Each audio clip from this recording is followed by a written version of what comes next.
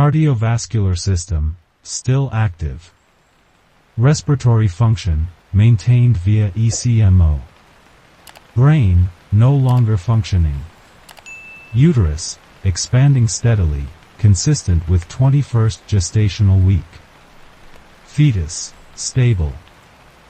Estimated APGAR score, 7. The log dated June 12, 2023 begins with a series of biometric parameters fed continuously through the monitoring interface. A female patient. Assigned clinical ID AD23-047F, has shown no brain activity since May 28. Her body is being kept in full resuscitative support to sustain fetal development. No name. No public records. Just a string of alphanumeric code standing in place of identity. Medical staff were instructed not to speak to the patient, not to assign pronouns, not to document emotional responses. In surveillance footage pulled from the intensive care unit, bed number 4 is always dimly lit. The ECMO machine emits a steady, monotonous pulse, slicing through the silence. Systems for blood pressure, oxygenation, and ventilation continuously stream data to the central biooperations hub, where 3 technicians monitor and adjust vital signs around the clock. One detail never appeared in the official report: the middle finger on her left hand occasionally twitches, despite electromyography indicating no remaining neural conduction. The original footage was deleted. The incident was labeled "Sensor Artifact." That decision came directly from the project's chief physician, Dr. Malcolm R. Hayes, who has not been seen at the hospital since June 17. All staff were required to sign a confidentiality agreement that included a particular clause. Patient AD23-047F is not a conscious entity. All described movements are unconscious. Any action that anthropomorphizes the patient will be deemed a breach of research ethics. As of July 1, the fetus had reached 24 weeks gestation. Cortisol levels spiked slightly, outside the predictive range of the simulation model. An emergency review meeting was scheduled to reassess the project's legality but was cancelled due to lack of quorum. The meeting notes included a single line: "The fetus is showing signs of acoustic environmental response, despite no neural reception channels present via maternal input. This is an anomalous reaction."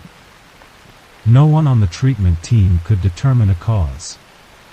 The report was forwarded to the Federal Biomedical Ethics Committee. No response has been received.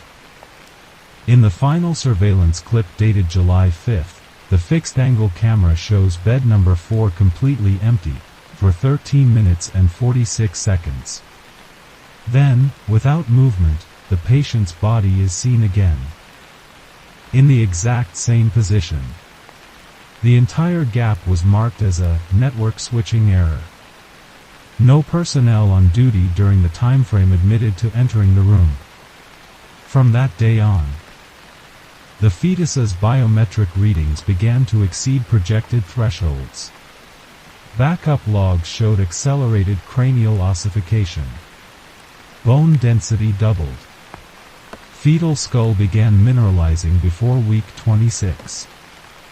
Repeated micromotions were detected within the uterus, not matching any known fetal reflex in medical history. On July 12, diagnostics reported a 14.2% increase in oxygen consumption. The fetus remained preterm but demonstrated vital signs stronger than any previously observed artificial gestation model. No press release. No internal bulletin. No formal memo. Only a handwritten note was found, tucked behind the last page of the patient's chart. It was written by a treating physician. "This is no longer life support. This is a form of intentional parasitism. Welcome back to Whisper Horror Channel. If you're listening to this in the dark, make sure the doors are locked, the curtains are drawn, and no one is calling your name from behind. As always, don't forget to like, comment, follow the channel, and share this episode with anyone who ever doubted the line between science and life. Because tonight's story will silence them forever. This broadcast features a classified excerpt, leaked from the archival system of a now-defunct hospital. It is not just a medical file. It is the final whisper of a moral code in decay. Are you ready? Because what comes next is the opening chapter of a reproduction process that does not belong to our species. Patient code AD 23-047F. Status: female. Brain dead. Sustained via full life support. Objective: maintain fetal viability until full term. Gestational age: 21 weeks. No name. No date of birth. No known relatives. Just a string of numbers. And silence. June 3rd. She had been brain dead for 6 days. But there were no signs of decay. Her skin retained warmth. The uterus continued to dilate according to gestational progression. Every organ still functioned. Not on its own, but because it was being controlled. Yet, something else was also listening. 06:12 a.m. During routine sanitation, her left leg twitched slightly. Flatline ECG. Flatline EEG. No neurological activity, but muscle tissue responded. Not to touch, but to presence. What happens when skin begins to remember? The epidermis on her thigh and abdomen responded to light stimulation, despite the absence of signals from the brain or spinal cord. Tissue samples were sent to the lab. Result: cells producing a type of protein not found in any known human genome. A technician left a note. Not neurons, but feels like it's sensing. June 10th. Microelectrical pulses were detected from within the uterus. Initially dismissed as interference. False reflex. Mechanical echo. Then, the pulses began to repeat. With rhythm. Frequency. Syntax. The uterus was transmitting signals. Not metaphorically. Not symbolically.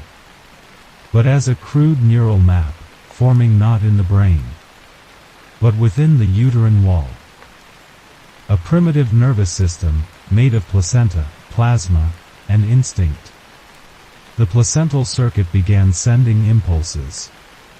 Not downward, as typical, but back upward, toward the ovaries.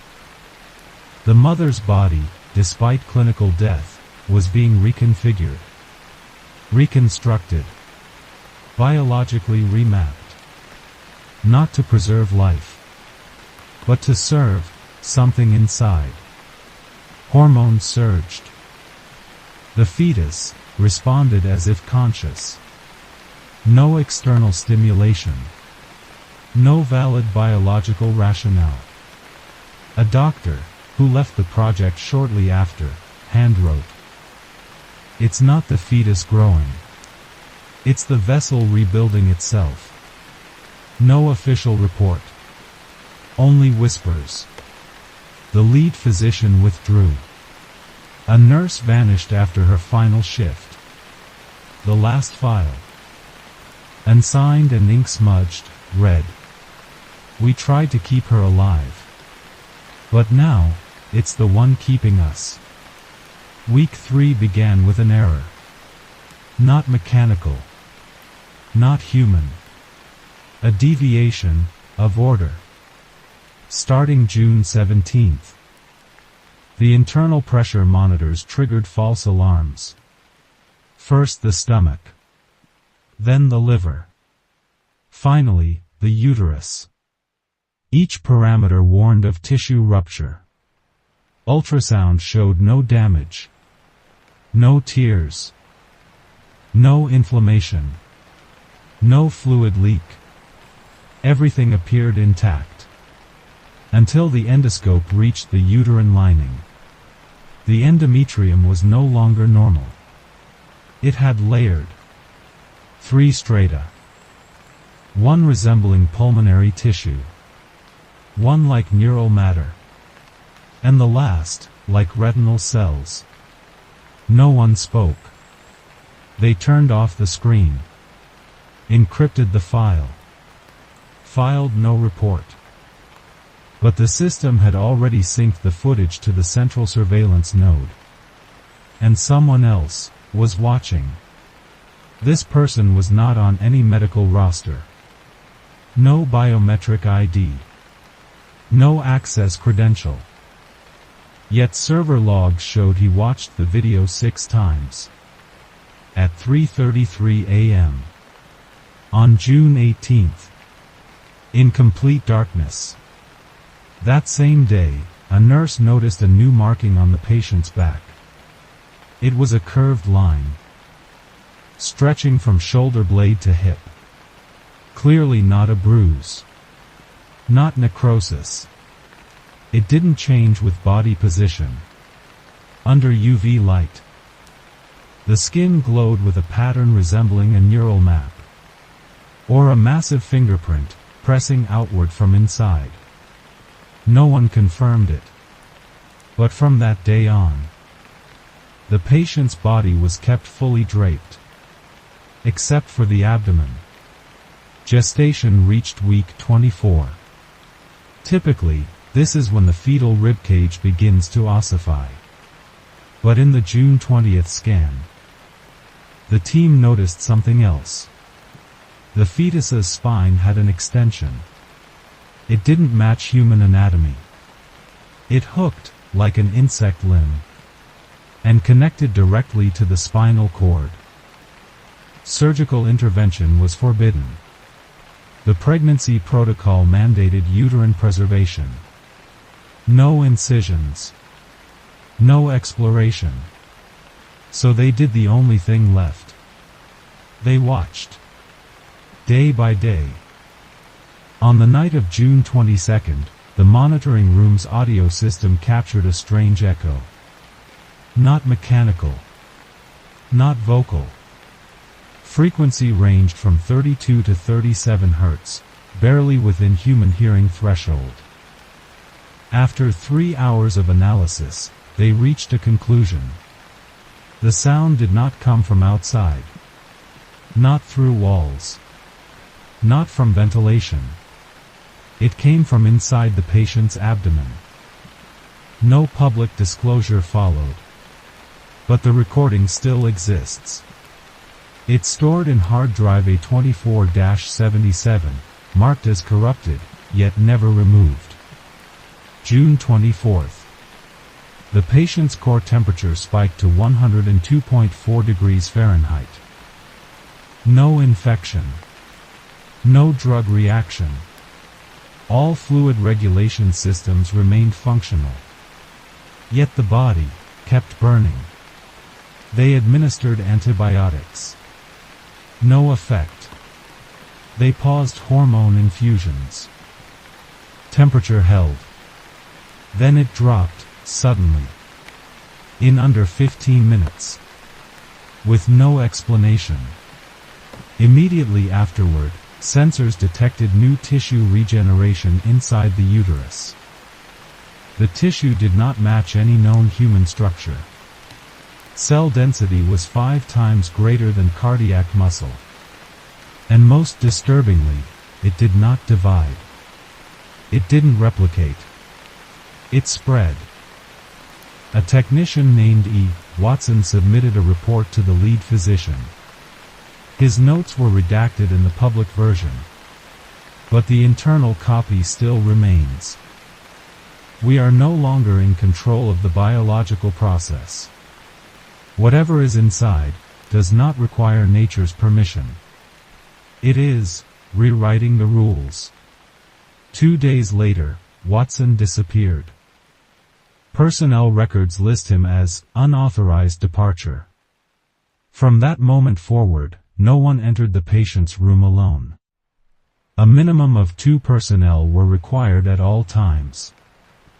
Lighting in the ward shifted to red tones. Ultrasound monitors were re-encrypted. Only level 3 clearance or higher could access the images. Each scan showed the fetus perfectly still.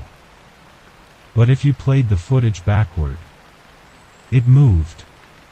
Not forward. Backward.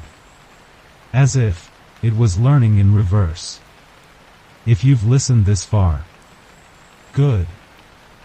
Because the next phase is where even science turns away. And not everyone in that room remained human. Don't turn off your device. Don't leave your bed. We're not finished yet. June 26th. The biological alert system flagged an emergency signal from the uterus. Not fetal distress. Not hypotension. Not any clinically recognized state. The alert was marked Type A, unknown origin, non-reproducible pattern. This code had only ever appeared once. In 1997, during a trial that was later erased from the National Registry. Seconds later, every pressure and thermal sensor inside the uterus shut down. No software glitch. No circuit failure. Hardware remained intact. But the devices stopped transmitting data. A technician attempted to install a new monitor. Upon contact with the abdominal skin, his fingertip began to bleed. No trauma. No pressure injury. The skin had transformed into a thin mucosal membrane that absorbed metallic surfaces on contact. A biopsy was taken. Its histological analysis was never circulated, but a misfiled printout showed this. The epidermis now shared structure with whale endothelium. Tissue adapted for pressure depths over 10,000 feet. There was no pressure. No ocean. No depth. Only one thing growing inside her. Adapting to something no one understood. June 27th. A repeating sound emerged from the abdominal drainage tube. Initially thought to be fluid turbulence. But signal analysis revealed a pattern. 9 knocks per minute. Identical tone. Stable amplitude. It resembled drumming. Not mechanical. Not artificial. It sounded like someone was knocking from the inside. No one spoke. No one filed a report. But the video from that day was archived for internal training purposes. No one ever asked to view it again. June 28th. A nurse reported a burnt odor in room 4. No fire. No exposed wires. The scent came from the patient's vaginal discharge. Lab results showed sulfur and keratin. Burned at temperatures exceeding 244 degrees Fahrenheit. That's impossible. Human tissue cannot withstand that heat without combustion. But she wasn't burned. Her skin showed no blistering.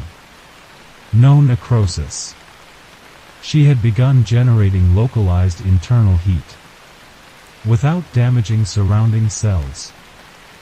An endocrinologist who examined her that day refused to return to the room.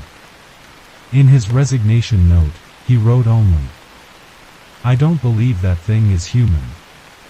June 29th. The uterus contracted for the first time. Not hormonally. Not cyclically. One contraction, lasting 47 seconds. Ultrasound confirmed the fetus had shifted. It was no longer in the standard position. Not breech. Not cephalic. It assumed a configuration, undocumented in medical literature. Its spine pressed outward against the abdomen. Arms spread. Legs drawn inward. As if it was listening. June 30th. A technician named Hannah left behind an audio recording. She was the only one scheduled for the 2-hour night shift that evening, as other staff were delayed. The tape lasted 18 minutes and 22 seconds. Metallic clinks. Soft humming machinery. Then Hannah's whispering voice. I think it knows I'm here. I can't see its face, but it knows. I just heard breathing. Not from her mouth. From inside the belly. And then, the knocking. Same as before. But this time, not 9 beats. Just 1 beat, repeating. 1, 1, 1. I think it's counting me. At the end of the tape, Hannah says one more thing. It's unclear who she was speaking to. If someone finds this, don't let it be born. Hannah resigned the next morning. No one has been able to contact her since. But the tape remains. And if you're still listening, you already know. It doesn't need to be born to exist. It already exists. And it remembers everyone who's ever heard of it. Turn off all the lights before you leave your room. Because it might already know who you are. July 1st. The biofloor of Wing B was temporarily disconnected for equipment maintenance. For 47 minutes, there were no cameras. No monitoring. No logs. When the system came back online, Bed 4 was still occupied. Patient AD 23-047F hadn't moved. But the bedsheet had been changed. And her abdominal circumference had increased by 4.3 centimeters compared to the previous reading. No hormone shift. No indication of twins. No staff confirmed repositioning or any care activity during the blackout. An on-duty security officer, upon viewing backup footage from an offline camera, fainted on the spot. He was granted indefinite leave. His report read: acute panic disorder. Unfit for further duty. From that day forward, the patient's care unit was labeled non-invasive. All observation was conducted remotely. No one was permitted to touch her skin. No one allowed to switch on white light. Every sample extraction was done via intermediary robotics. But strangely, no more samples could be taken. The outer epidermis self-healed in under a second from any incision attempt. All scalpels were ejected, as if repelled by a microscopic counterforce. July 3rd. The entire 4th floor of the hospital was isolated for 6 hours due to electromagnetic interference. Every digital clock stopped at exactly 4:11 a.m. All data was lost. Footage corrupted. Audio recordings yielded just one surviving clip, 37 seconds long. The only sound, crying. Not clearly infant. Not adult. Low-pitched. Without breath between sobs. The sound didn't echo. Didn't bounce off walls. Didn't reflect. It had only one direction. From the mother's womb. July 5th. an independent team from the Federal Bioethics Agency arrived. They requested direct access to the patient. But when they reached the door, they froze. None of them crossed the threshold. One anthropologist stood silent for 10 minutes, then turned away, whispering, "We are not the first species to invent this method of reproduction." That sentence was removed from the official transcript. July 6th. Cracks appeared on the patient's abdominal skin. No bleeding. No visible pain. From the tiny fissures, a glowing mucus substance leaked. Gently. Steadily. It didn't solidify. Didn't decay. Didn't evaporate.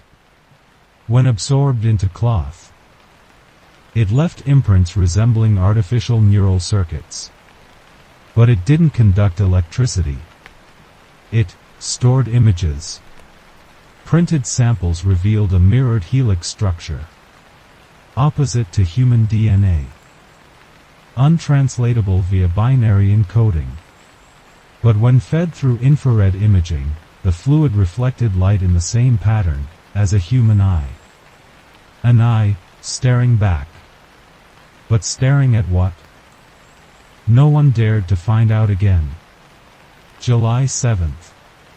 A technician was tasked with extracting a fluid sample using a sealed vacuum tube system.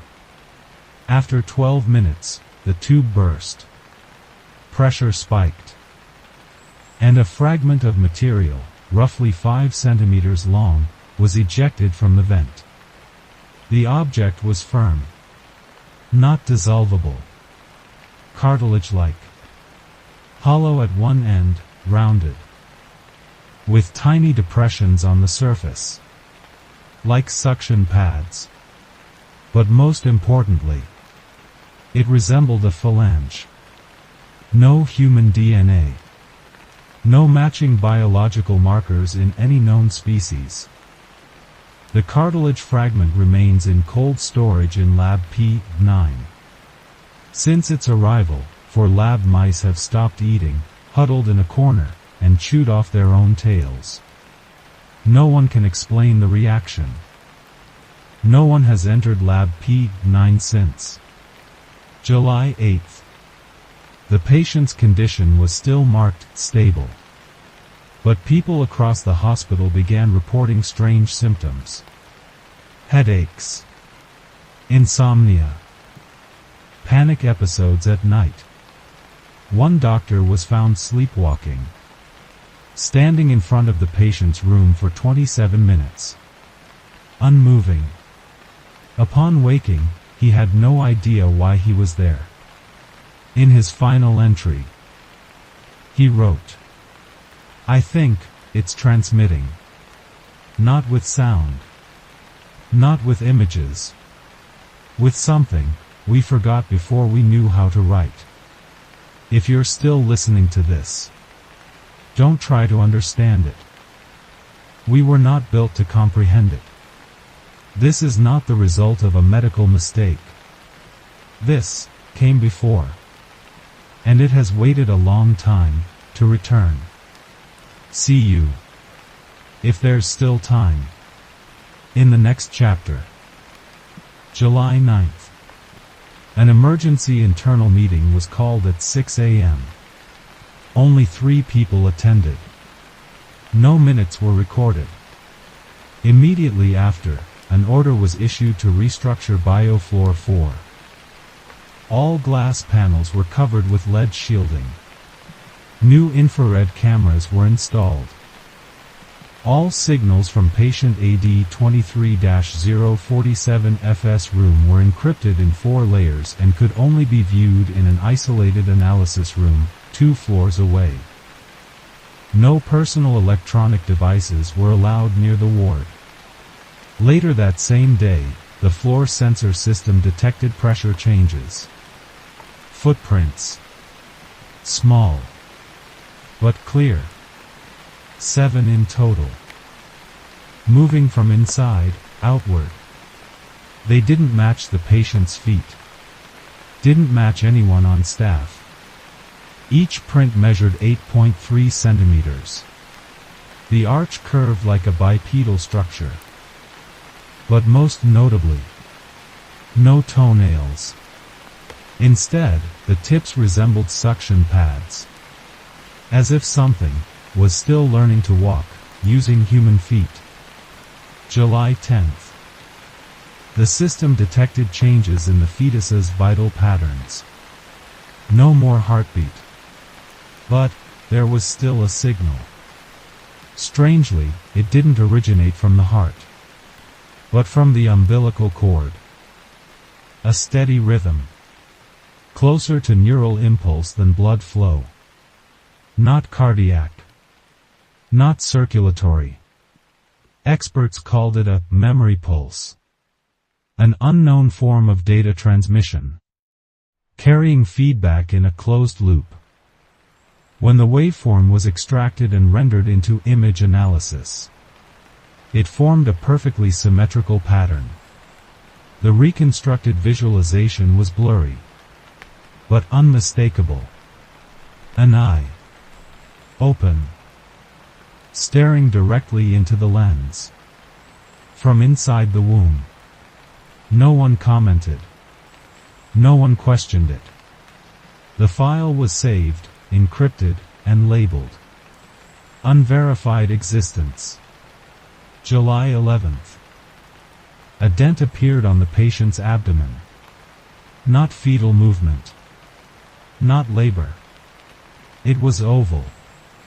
Sharp borders. Opaque interior. Under reflective light, movement was detected. Within the depression. Not rotating. Not twitching. Just a slow, subtle shift. Like an eyeball, adjusting its focus. Doctors tried not to look directly. But the image stayed on the monitor until midnight. Then the dent vanished. Leaving no trace. No one mentioned it the next morning. July 12th. 3 staff members resigned from the project. One was the lead geneticist, who had monitored fetal development for 3 weeks. He left a single line, handwritten on the inside cover of the file. I came to observe life. But I think the fetus is observing us.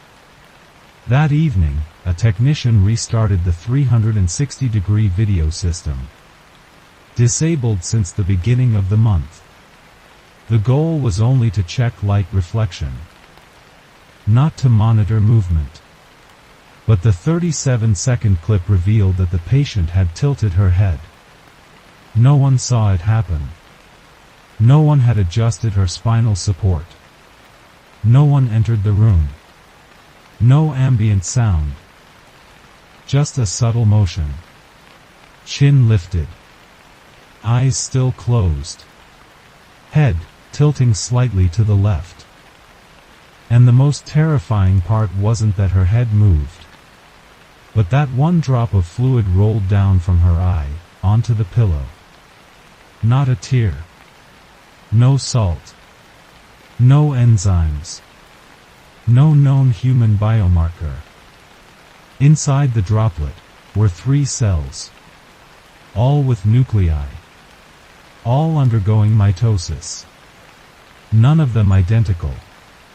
One had cardiac structure. One had epidermal characteristics. And the third was unknown. July 13th.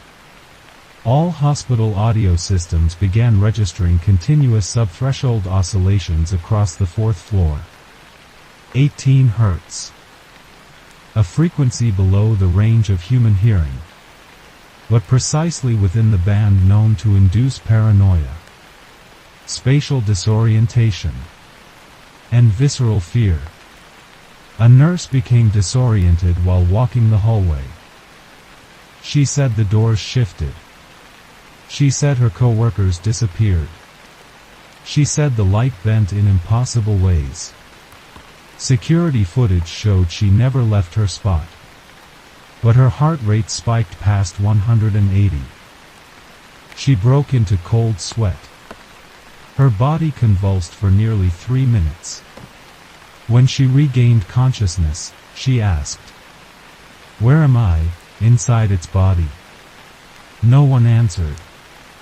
From that day forward, all lighting on the 4th floor was replaced with soft blue tones. Every doorway was fitted with an emergency override switch. Every 2 hours, a recorded voice echoed through the intercom. Do not look at the abdomen. Do not engage with any reflective surface. Do not close your eyes while monitoring. July 14th. A physician aimed a penlight at the abdominal wall. Only for 2 seconds. Then he froze. The flashlight dropped from his hand. Eyes wide. Unblinking. He didn't faint. He didn't seize. He simply stopped. When pulled from the room, he uttered a single sentence. "It is complete." But what was complete? No one knew. Only one thing was certain. From that moment on, there were no more signals from the womb. No sound. No heat. No waves. Just silence. Perfect. And utterly inhuman. Silence, as if something had been born. And it no longer needed to remain inside the body. If you're still here, I'm not sure if you should keep listening. But if you've made it this far, it's already inside you. July 15th. A noise echoed from the data vault on the 1st floor. Not loud. Not repetitive. But enough to trigger the motion sensor. Inside, one file had been pulled from the shelf. No markings on the cover. Only a faint stain. Some kind of fluid had soaked into the paper. Inside the folder were grayscale ultrasound images. Not linked to any known case file. They belonged to patient AD 23-047F. But at the center of each image was a blur. No limbs. No head. Just a malformed shadow. Like memory frozen mid-seizure. Each photo had a red pencil inscription. Image 1, it's learning. Image 2, it's listening. Image 3, it's beginning to remember. Image 4, it is no longer a fetus. No one admitted to writing them. No one claimed to have printed them. But the folder couldn't be deleted. Every time someone hit erase, the printer produced another copy, with one final line changed. After 5 prints, the final message read, "You are data. It is learning from you." July 16th. The system detected an attempt to access Level 4 data from outside the hospital. The IP address was untraceable. The signal originated from a civilian satellite decommissioned in 2019. Yet the access code was correct. The password matched. Even the voiceprint matched the project's lead physician. Missing for over 2 weeks. The connection lasted 66 seconds. In that time, an 8-second fetal video was opened 19 times. Simultaneously, inside the patient's room. Her abdomen convulsed. Not uterine contractions. A full-body reflex. A force from within lifted the pillow from the bed. Ripped a straight tear in the bedsheet. By the time staff entered, everything was calm again. But pressure logs showed a weight increase of 4.2 kilograms. Lasting exactly 11 seconds. Not fetal weight. Not fluid shift. A solid mass. No trace left behind. July 17th. For the first time, the patient opened her eyes. No one witnessed the moment. Only infrared footage captured it. Her eyes opened. Didn't shift. Didn't reflect light. No pupil response. Just open. And for exactly 3 seconds, her pupils dilated into total black. No sclera. No iris. A spiral shape appeared deep within the cornea. Slow moving. Not rotating. Not vibrating. But watching. Through. After 3 seconds, her eyes closed again. No one commented. No one ever brought it up. July 18th. The room's oxygen levels dropped by 11% in under a minute. No leaks. No system faults. Metal fixtures began to corrode, microscopically. Some electronic devices began clicking softly, as if being compressed, molecule by molecule. No one touched them. No physical contact. No visible movement. Only a sensation. As if the air in the room had changed. As if every particle had been replaced by something unnamed. July 19th. The fetus was no longer in the womb. No labor. No bleeding. No torn tissue. The uterus remained intact. But empty. Perfectly empty. As if there had never been a pregnancy at all. No alarms. No sirens. Just a suffocating emptiness across the 4th floor. For 7 hours, all cameras recorded nothing. When footage was recovered, only one frame remained. The hospital bed, vacant. The pillow, sunken. A smudged mark on the observation window. Hand-shaped, but with no visible fingers. Just a blur. Pushing outward. July 20th. The entire hospital shut down for 17 minutes. No technical failure. No explanation. Everyone sat still. Staring into space. Not speaking. Not thinking. Just absent. After 17 minutes, systems resumed. Everything returned to normal. Except one detail. Every clock had stopped at exactly 4:11 a.m. The same number. 4:11. The same time it first cried. If you're still listening by now, remember this. Some things are not born. They are restored. From places once forgotten. And this time, it didn't come to live. It came to inherit. July 21st. Floor 4 was sealed temporarily to inspect the structural integrity of the walls. A crack had formed behind bed 4. It wasn't caused by pressure. Not by impact. It was perfectly circular. 91 centimeters in circumference. The edges were smooth.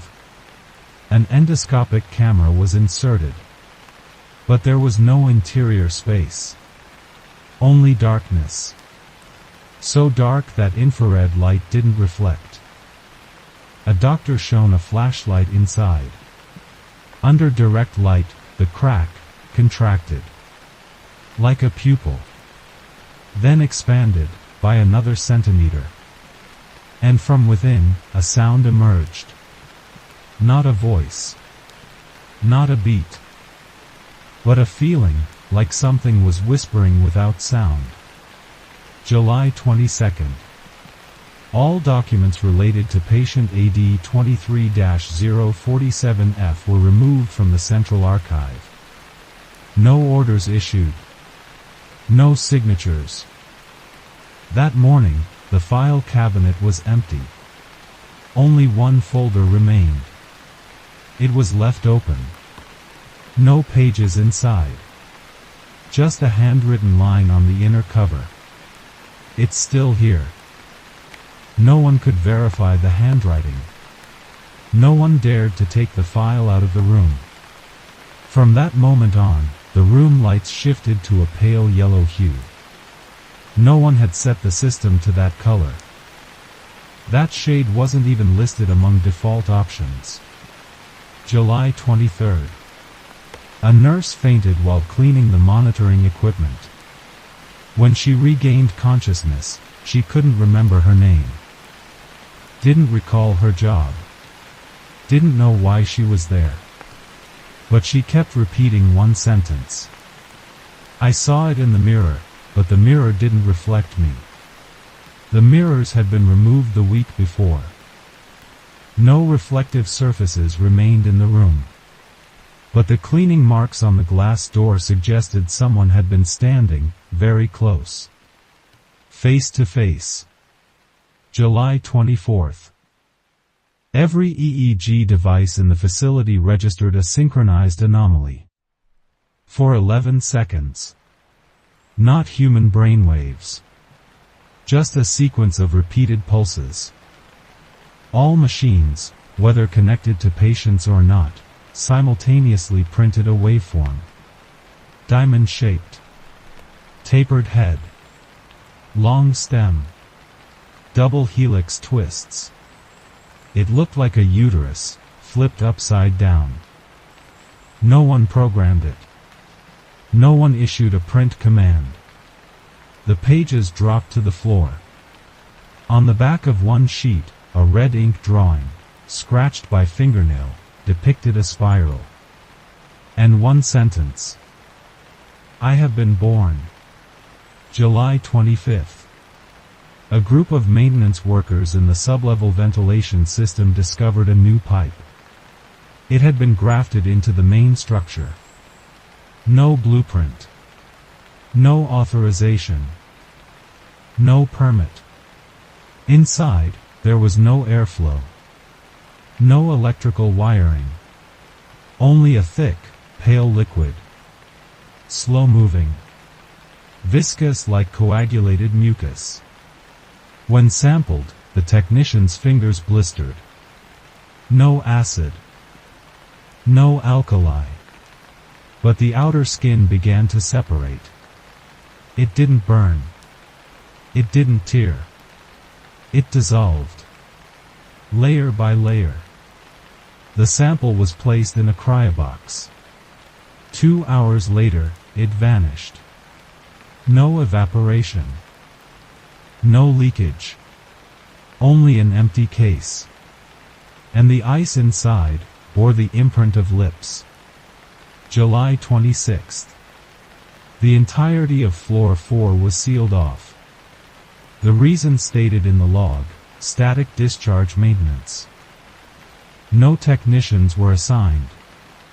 All surveillance was scrambled for 43 minutes. When the footage returned, the bed was empty. No body. The mattress showed a shallow indentation.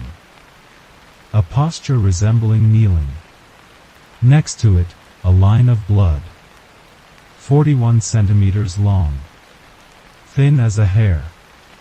Flowing in a gentle curve, matching the rhythm of a heartbeat. The blood did not spread. It did not clot. It remained bright red. Lab results showed no cells. Only protein. And a biological marker that does not exist in any known animal system.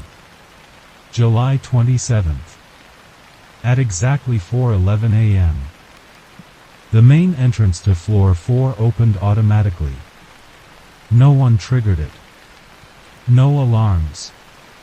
No system error. The wind from the corridor swept inward. It was soft. It was warm. And it carried a scent. Salty. Sour. Metallic. Wet. It was the scent of afterbirth. No one was standing guard. No one tried to close the door. Because no one wanted to keep it in, anymore. It was already outside. And if you are still here, then it already knows your face. July 28th. South Wake Memorial Hospital announced a temporary closure. No press release. No official statement. Only a faded yellow ribbon across the main gate. No text. Traffic cameras recorded 11 vehicles exiting the underground parking garage between 4 o'clock and 4:27 a.m. No license plates. No drivers visible. Only outdated ambulances. All decommissioned since March. At the same time, the hospital's central data system erased the name AD23-047F permanently from every internal record. No patient code. No diagnosis. No genetic sample. Every data path connected to her redirected to a new term. Secondary biological active entity. July 29th. A former hospital technician returned to the site. He sat in front of the gate for 7 hours. Unmoving. Staring at the main building. When asked by police, he gave only one answer. Something in there is reading me. No further context. No threat. But when the responding officer attempted a basic heart rate scan, the monitor spiked to 211 beats per minute. Even though the officer showed no signs of distress. Then, the monitor cracked. Not from impact. Not from overuse. It cracked from the inside. July 30th. At a pathology archive in Mayo Hospital. 300 miles away, a strange image appeared. It was automatically logged by the fetal skeleton recognition system. The model had no patient record. The skull structure resembled a human infant, but had no frontal suture. Instead, a single seamless curve. Glossy under infrared. No nasal cartilage. Eye sockets extended to the temples. No teeth. A spiral formation where the tongue should be. Attached to the image was a caption. Completed. Isolated. Replicated. Exceeded. The system had no such phrase in any default label database. Metadata listed the uploader as you. Not user. Not admin. Not system ID. Only you. July 31st. A private clinic in the neighboring state reported an abnormal miscarriage. The mother did not know she was pregnant. No symptoms. No menstrual cycle for 8 months, but no other indications. She collapsed from abdominal pain in the waiting room. In the restroom, she miscarried. There was no fetus. Only a viscous mass. Yellow-gray. Threaded with blood and tiny air bubbles. It washed away before any sample could be retrieved. Afterward, the surveillance camera captured a distortion in the reflection. Something transparent. Standing beside the sink. The image was blocked by the AI-integrated intrusion filter. But an IT staff member managed to extract one final frame. 2 round glows. Like eyes. Looking directly into the lens. Timestamp, 4:11 a.m. The third time. August 1st. A strange radio transmission appeared on civilian frequencies. It lasted 3 minutes and 46 seconds. No voices. No music. Just a string of high-pitched tones.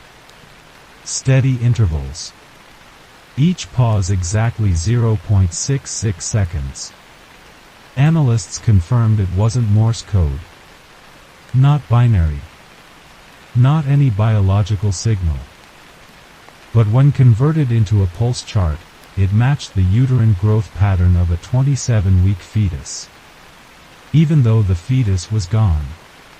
Even though the mother no longer existed in any system. In the final waveform, 9 sharp peaks appeared. Exactly like the 9 beats recorded in the June 27th audio log. A cycle had begun again. But not at the hospital. In other places. With different numbers. Different genes. Different bodies. Only one thing remained the same. The sign. August 2nd. A former physician from the project was seen at a medical conference in Toronto. She didn't speak. Didn't greet colleagues.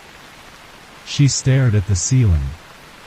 When asked if she was all right, she smiled. And raised her hand. In her palm was a scar. Twisted like a spiral. Not surgical. Not burned. A symbol. A gate. And she whispered, "I was chosen to birth it. You will raise it." If you're hearing this late at night, try placing your hand on your abdomen. Not to feel a heartbeat, but to make sure no other hand is pressing from beneath. August 3rd. In a small town in western Kentucky, an 8-year-old girl woke her mother in the middle of the night. She said someone was standing outside her bedroom window. Not moving. Not knocking. Just standing there. The mother checked. Saw nothing. But there was a fingerprint on the glass. Small. Not child-sized. Not adult. Longer than average. And no visible ridges. The mother wiped it away. Her skin itched where it touched the glass. By morning, a rash appeared. A spiral. Like a soft mouth pressed against her dermis. The girl later said, "It didn't have eyes. But I know it was looking." You are still listening to Whisper Horror Channel. If you are still here, still aware enough to hear your own breath, then it's already too late to unlearn what you've absorbed. Because this is not a story. Not a broadcast. Not a leaked medical report. It is an imprint. You have read it. You have heard it. You have imagined it. And that is enough.